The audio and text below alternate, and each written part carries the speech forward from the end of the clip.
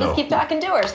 Guys, Draymond Green, he warned everyone. Seriously, last month, he explicitly came out in the media and warned other teams, do not try to win a game with a play drawn up against me, which from other players might sound like trash talk or senseless bravado. But it ain't trash when it's the truth, baby. Take a look at what happened last night when Anthony Davis, one of the most gifted players in the NBA, tried to go at Draymond to tie the game in the final seconds. I mean, that's straight up robbery, right? And it's hardly the first time. We are only 7 weeks into the NBA season, and he has been killing teams at the end of games night after night. Remember this against the Hawks? Poor Dennis Schroeder? And then former Warrior Kent Bazemore, he got the same treatment on the next trip down the court. Or against the Bucks, again, checking one of the league's best young stars, Giannis Antetokounmpo. Nope, sorry. Draymond will just be taking that ball away now. Thank you very much. This is why Draymond is the front runner for Defensive Player of the Year. It's not just his defense, it's his defense in the clutch, and that he can do it guarding 1 through 5. Draymond even got the seal of approval from the glove this week. Gary Payton told Comcast Sportsnet, Dre reminds him of fellow Hall of Famer Dennis Rodman. Now, Payton did have one recommendation for Draymond. He said that he wants Dre to work on the officials and the way he talks to them to get them on his side. Now, that's ironic considering it was just Monday that Draymond told our Chris Haynes that he has actually been holding back all this time. Yeah, here's the quote. Trust me, he said. There's a lot I hold back. I know some of the stuff I would say, the things that it would bring, and it would probably be a distraction, so I stay away from it. I definitely hold back quite a bit. Now, first, I would like it to make it clear, I would pay-per-view the heck out of a video diary of the basketball talk that Draymond is currently holding back. Again, just the basketball talk. But please, some network out there, make it happen. Second, I love how Draymond speaks his mind. It's one of my favorite things about him. So I'm not sure I agree with Gary Payton that his problem is how he talks to people, especially the officials.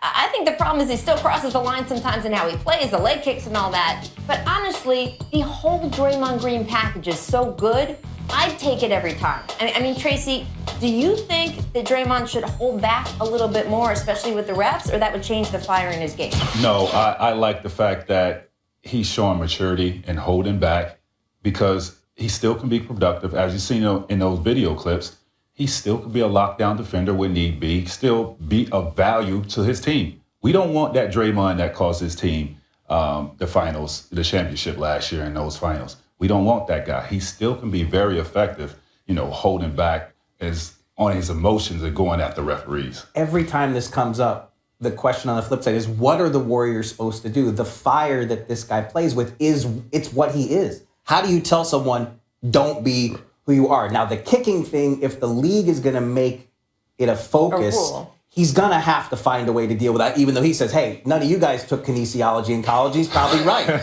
But he's going to have to address that. But you're never going to turn the fire off. You don't want to turn the fire off. No, you don't want to turn the fire off, but with the other antics, the kicking and things of that nature, he can't be that guy. I mean, because the league has a real radar on him for being that type of person. And he feels persecuted for it, but he actually hasn't even gotten hit for it every time he's done it. He did it to Marquise Chris of the Suns. I don't know if we have the video of that, but I don't even think he got called on this. There wasn't, right? And it dislocated his finger. Yeah. And a couple, that's so blatant right there. And a couple days later, one of the beat writers tweeted out a photo of the finger, and it was like all swollen and gross and disgusting and dislocated and everything. So that, I think we all agree, he's got to tamp that down. He said that's involuntary. Yeah. Did that look involuntary? I'm just saying. But you are around these guys all the time. He says he is holding back.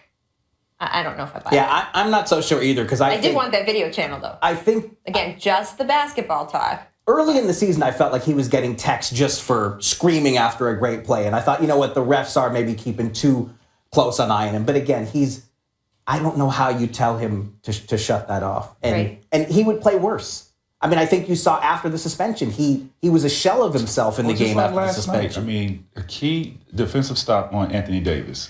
Key defensive stop. He got the steal, and he showed his emotions. Be that guy. I mean, it's nothing wrong with that. There's nothing not working for the Warriors right now. That road trip they've been on should have sapped the energy out of them, but except for that one showing in Memphis, it didn't, right?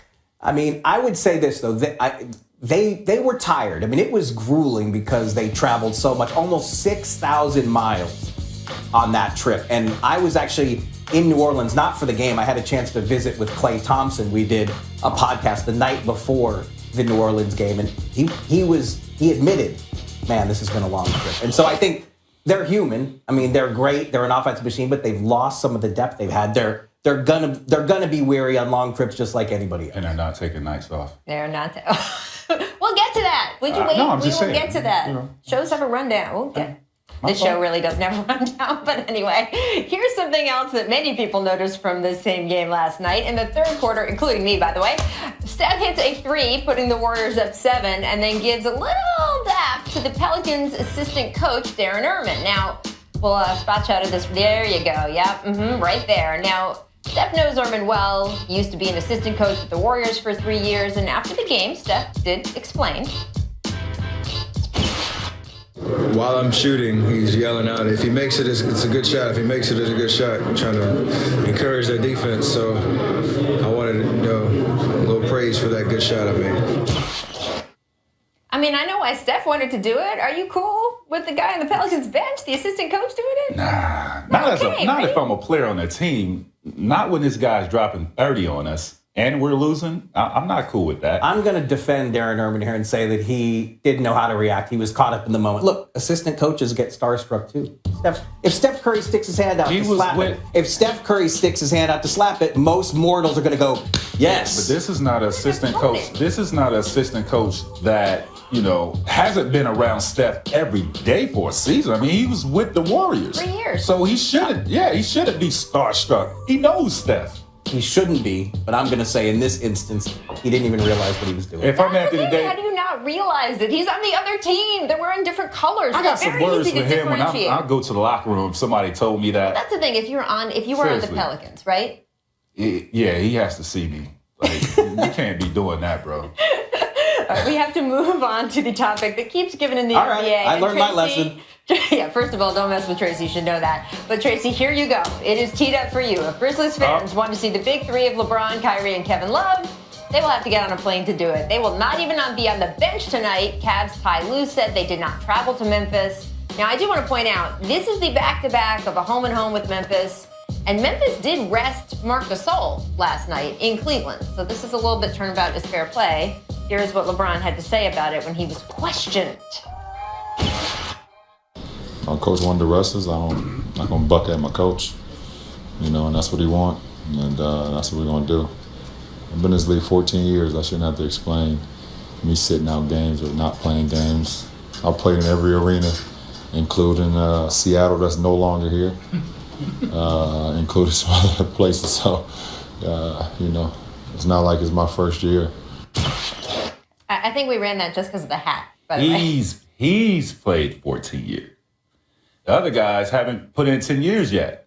I don't understand that. This is my own problem. Now, LeBron, he's off the hook. Yes, he's been in the finals, 6, 7 straight years, so he's off the hook. I don't mind him. But the other two guys, look, when Memphis Grizzlies are marketing their tickets, trying to get their season ticket holders and people to buy tickets, you best believe the defending champs is one of those games that everybody wants to see. LeBron James, Kevin Love, and Kyrie Irving. So for them to be in the Eastern Conference, Memphis Grizzlies being in the West, they only come there once a year.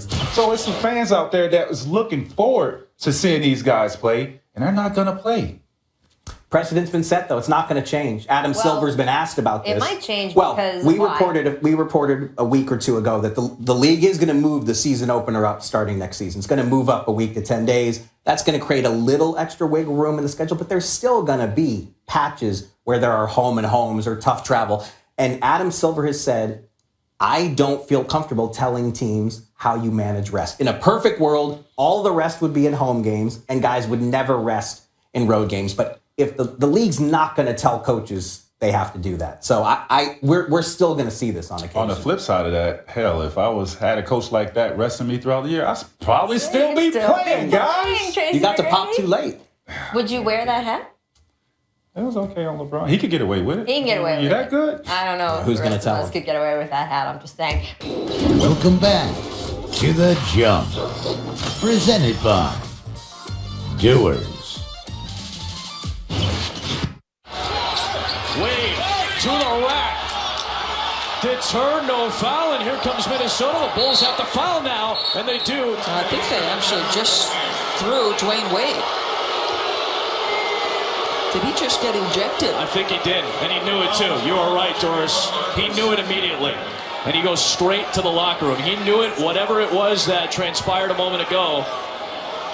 With Ben Taylor, one of the youngest officials in the league at 31 years of age, Wade knew he was going to be done. Oh, that's What do you think? Was it justified on D-Wade's Listen, part? man, it all fell apart for them. I was losing to them. Right. I would have got thrown out at the end too. Sour. I mean, look, they gave up a 21-point lead, He right? got his money's worth. If he takes a walk like that, he knows he got his money's He knows, worth. right? And you know, with the official too, they pointed out on the broadcast, one of the youngest guys in the league, trying to set the precedent to other guys around the league. You cannot do that in my face and curse me out the way that Dwayne just did. So that is a little bit about what's going on there too. But let's talk about the team on the other side, Timber Pups. The Young Wolves, 21-point comeback on the Bulls last night. That is the largest comeback of the season thus far of anyone, anywhere. So props to them. Zach LaVine, 24 points in 43 minutes. And the whole team, right, just looked like they really wanted to win for Tibbs. And Tracy, you talked to Karl Anthony Towns about it after the game. Carl, it's T-Mac. Great win, big fella. Tell me the importance of getting this win for Tibbs being back in Chicago. I mean, it was real important. To me personally, it was. You know, I didn't shoot the ball well tonight, and, you know, I just felt every time I missed a shot, you know, that I was letting Tibbs down, you know, but I just tried to pick it up on the other end. You know, when you're not hitting shots, there's a lot more ways to be just as effective, and I just tried to bring a lot of energy all around. I told Tibbs in the fourth quarter, you know, I'm going to bring this home for you, so I'm just glad that I was able to come true on my word. That was so sweet, right? I mean, they clearly meant something to him. Well, first of all, I loved how his face lit up and said, T-Mac. We never get reactions like I know, that. we never do. It's just like, oh, Rachel, hey. But that was a great question because we had that talking on the show yesterday that this hadn't quite gelled between the coach and these young players, but last night you saw it. And we talked about what Tibbs brought to the Bulls when he was coaching that team, right? Their identity, they were a tough, gritty team. This is what I expected to see out of Minnesota when Tibbs was, named the head coach with this young group of talent. You have 3 guys on this team averaging over 20 points.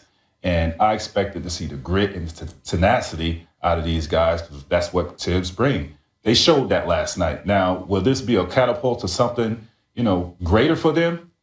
We have to find out. Well, if your theory's right and Towns' sound after the game backs it up that they really were playing for Tibbs, it's a great sign because I think this has been a really tough first 25 games for both sides. These are young kids. We know young does not win in this league. These guys have never been coached as hard as Tibbs is going to coach these guys. But then for Thibodeau, it's an adjustment too because in Chicago he had vets. Mm-hmm. And this is a team full of kids who are going to take time to learn his way. So talk to them differently. They looked connected last night, and that's a great sign. Yes. Right, so we could see this could be the beginning of something. Sometimes you need to get a little angry to make it all work. Who knows? There were actually a lot of good games last night, not just that one. Knicks Suns went into overtime, but I got to tell you, the moment that got all the attention, I love it. This dust up. I love it. Kristaps Porzingis, Marquise Chris, and look, Porzingis gets pushed down and then retaliated by Conan shoving the Suns rookie. This angle is amazing, by the way, right? Boom! They both got teed up. After the game, Melo had some words of praise. I wasn't surprised. He needed it. He needed to, get that. Sometimes people try to take advantage of his kindness. I've never seen him get that angry. So for him to kind of get to that point, obviously something was going on. I love it. Right? Yeah. I mean, this guy has game. 7'3", he has game. And the young fella tried it. So I wanted to see him retaliate. They're going to push him around and test him. Look, you're a man first. Don't let nobody punk you out on the basketball court. This is a good tactic, right? This is a good. Sure. You get I'm not mad at him for this. Don't let nobody push you around. Get up and retaliate. The only thing I don't like is that it kind of has that he's European, so he's soft and he's got to prove himself undertones. And that just I don't like only because this guy, since the minute he got to New York, has done everything right. This is basketball. He's handled. You have to test it. I don't think it's a European thing. I think he's a young guy in the league and he's got to prove himself. Look, listen. I'm not so sure. That's a sign of respect right there. That's what that is.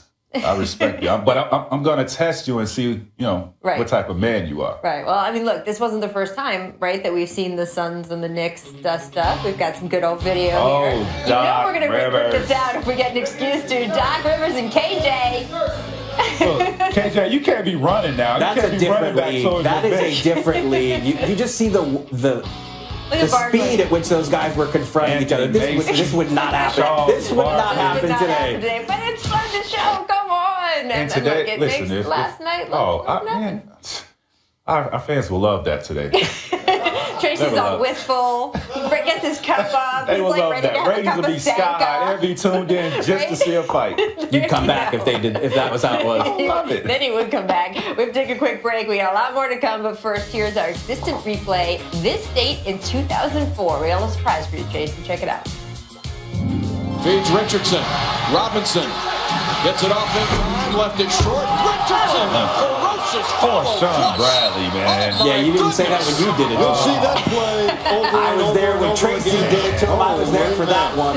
This happened a lot in the early 2000s. That actually was the same year, I think.